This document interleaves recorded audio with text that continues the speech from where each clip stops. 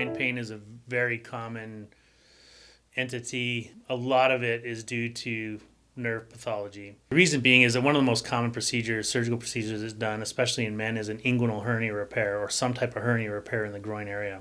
The nerves that innervate the groin, so nerves that are passing through that low abdominal wall area, groin area, to innervate the testicle, scrotum, that area, are at high risk of injury when any kind of surgical procedure is done in the area to repair a hernia, to put mesh in, etc. Anywhere from 25% or more of men who undergo, and I'm sure that's underreported, but of men who undergo an inguinal hernia repair will still have some kind of chronic pain afterwards.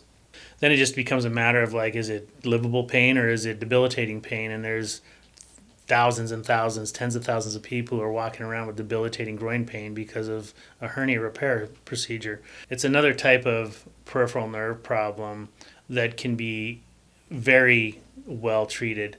All you have to do is confirm with diagnostic blocks which nerves have been injured, and then you find those nerves and disconnect them, and the patient's pain will be gone.